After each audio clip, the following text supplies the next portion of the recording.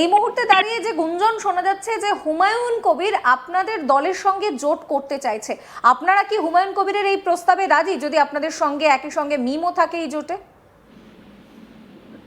দেখুন, জোট তো হয় একসাথে বসে এবং একসাথে সিদ্ধান্ত নিয়ে একটা জোট করতে হয়। আমরা বরাবরই প্রথম থেকেই বলে এসেছি, এই রাজ্যের দুর্নীতিগ্রস্ত তৃণমূল এবং সাম্প্রদায়িক বিজেপি, এই দুই শক্তিকে আমরা পশ্চিম বাংলা থেকে আমরা হটাতে চাই এবং হটানোর জন্য তৃণমূল বিজেপি বিরোধী সমস্ত শক্তিকে আমরা একজোট করতে চাই। এবং জোট জোট তো আপনার কাছ থেকে শুনলাম যে হুমায়ুন কবির আমাদের সঙ্গে জোট করতে চাইছে। জোট করতে গেলে তার একটা প্রসেস থাকে এবং তার একটা নিয়ম থাকে। তো আমরা তো সেই প্রসেস বা নিয়ম আমরা দেখতে পাচ্ছি না।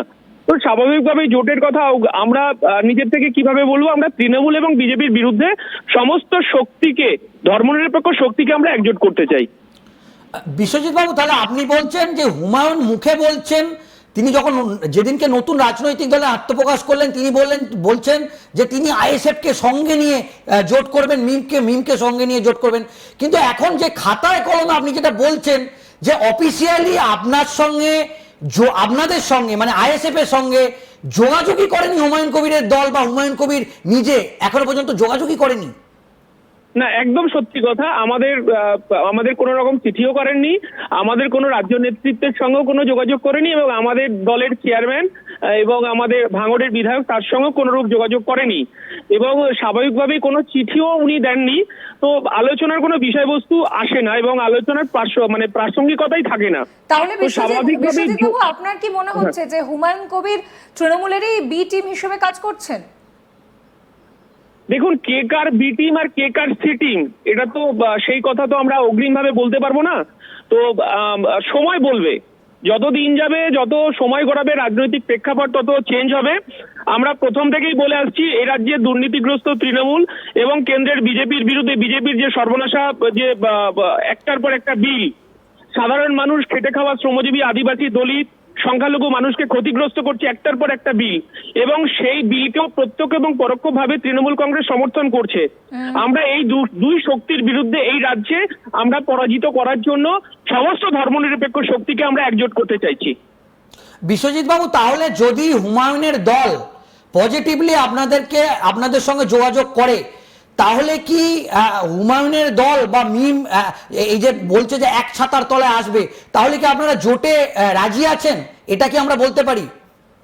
দেখুন, আপনাকে বললাম, সমস্ত ধর্মনিরপেক্ষ শক্তিকে আমরা এক ছাতার তলায় করতে চাইছি এবং ধর্মনিরপেক্ষতার মানে নিশ্চয়ই কোনো রাজনৈতিক দলকে বোঝাতে হবে না এবং আপনারা সাংবাদিকতা করছেন, ধর্মনিরপেক্ষতার মানে কি বোঝাতে হবে না। অর্থাৎ সমস্ত ধর্মনিরপেক্ষ শক্তিকে আমরা এক ছাতার তলায় আনতে চাইছি এবং সেখানে যে আমাদের শর্তাবলী থাকবে, যদি হুমায়ুন কবির তিনি মানতে পারেন, ডেফিনেটলি সেটা আলোচনার বিষয়বস্তু থাকবে। রাখতে চাইছেন বিশ্বজিৎ বাবু? আপনি বললেন শর্তাবলী, কি শর্ত রাখতে চাইছেন? ধর্মনিরপেক্ষতার শর্তাবলী। ধর্মনিরপেক্ষতা তো আর ওই হুমায়ুন কবির তো তৃণমূল থেকে বরখাস্ত মানে সাসপেন্ডেড হলেন হচ্ছে এই বাবরি মসজিদের ভিত্তিপ্রস্তর নিয়ে, তাহলে কিভাবে সেই শর্ত উনি মানতে পারবেন? দেখুন, হুমায়ুন কবির আমরা দেখেছি উনি একটা রাজনৈতিক দল তৈরি করেছেন। তার আগে আমরা দেখলাম উনি বাবরি মসজিদ নিয়ে একটা বাবরি মসজিদ তৈরি করার জন্য একটা মঞ্চ তৈরি করে একটা কাজ করেছে। তবে ওনাকে তো ধর্মনিরপেক্ষতার প্রমাণ দিতে হবে এবং স্বাভাবিকভাবে এই বাংলার মানুষকে ধর্মনিরপেক্ষ শক্তি হিসাবে তিনি যে আত্মপ্রকাশ করেছেন, কারণ তার যে রাজনৈতিক দিশা বা তার কথাবার্তার মধ্যে আমরা কোনো মিল খুঁজে পাচ্ছি না। অতএব একটা রাজনৈতিক দল যদি সে একটা ওপেন করেছে, আমরা সারা ভারতবর্ষের মানুষ, পশ্চিমবাংলার মানুষ দেখেছি, কিন্তু সেখানে ধর্মনিরপেক্ষতার গাইডলাইন মানতে গেলে এবং জোট ধর্ম মানতে গেলে এবং একটা লেটার, চিঠি আহ্বান করতে হয়, চিঠি দিতে হয়, নেতৃত্বের সঙ্গে কথা বলতে হয়, তারপরে একটা টেবিলে বসতে হয়। কিন্তু তার আগেই উনি দেখলাম যে সারা রাজ্যের কিছু কিছু জায়গায় প্রার্থী ঘোষণা করে দিলেন। এটা তো জোট রাজনীতি বা এটা জোটের শর্তাবলী হতে পারে না।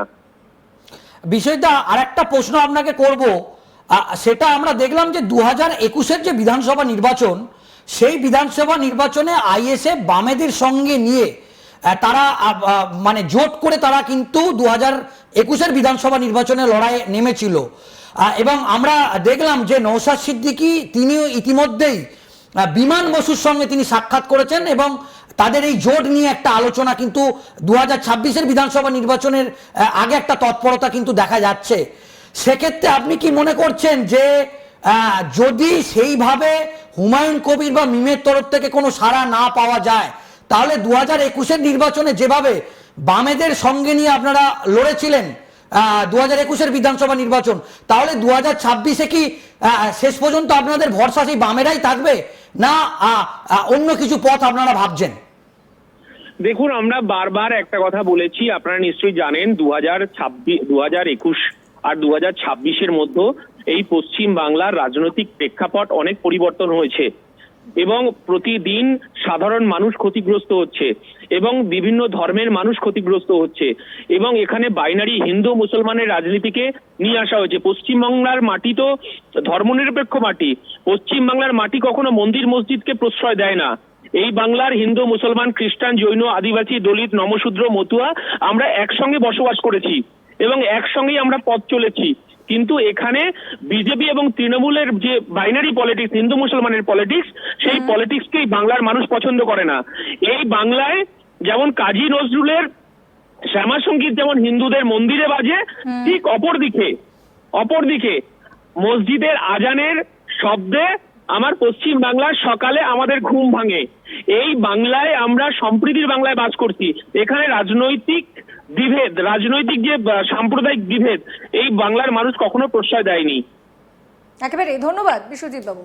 আমরা কথা বললাম বিশ্বজিৎ মাইতির সঙ্গে এবং এই মুহূর্তে দাঁড়িয়ে যে বিষয়টা পরিষ্কারভাবে দেখা যাচ্ছে যে হুমায়ুন কবির তিনি নিজের রাজনৈতিক দল নিয়ে কিন্তু ভোট কাটার একটা চেষ্টা করছেন। সেটা আদৌ সম্ভব হবে কিনা, আদৌ যে জোট তিনি করার চেষ্টা করছেন সেই জোট তিনি করে উঠতে পারবেন কিনা, এই মুহূর্তে দাঁড়িয়ে যে গুঞ্জন শোনা যাচ্ছে যে হুমায়ুন কবির আপনাদের দলের সঙ্গে জোট করতে চাইছে, আপনারা কি হুমায়ুন কবিরের এই প্রস্তাবে রাজি যদি আপনাদের সঙ্গে একই সঙ্গে মিমও থাকে এই জোটে?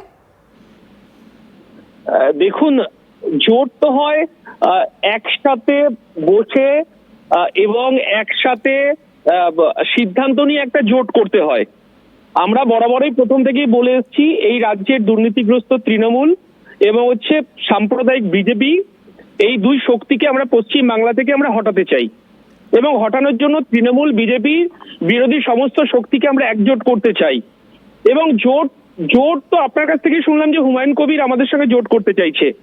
জোট করতে গেলে তার একটা প্রসেস থাকে এবং তার একটা নিয়ম থাকে। তা আমরা তো সেই প্রসেস বা নিয়ম আমরা দেখতে পাচ্ছি না। তো স্বাভাবিকভাবেই জোটের কথা আমরা নিজের থেকে কিভাবে বলবো? আমরা তৃণমূল এবং বিজেপির বিরুদ্ধে সমস্ত শক্তিকে, ধর্মনিরপেক্ষ শক্তিকে আমরা একজোট করতে চাই। বিশ্বজিৎ বাবু, তাহলে আপনি বলছেন যে হুমায়ুন মুখে বলছেন, তিনি যখন যেদিনকে নতুন রাজনৈতিক দলে আত্মপ্রকাশ করলেন তিনি বলছেন যে তিনি আইএসএফ কে সঙ্গে নিয়ে জোট করবেন, মিমকে সঙ্গে নিয়ে জোট করবেন,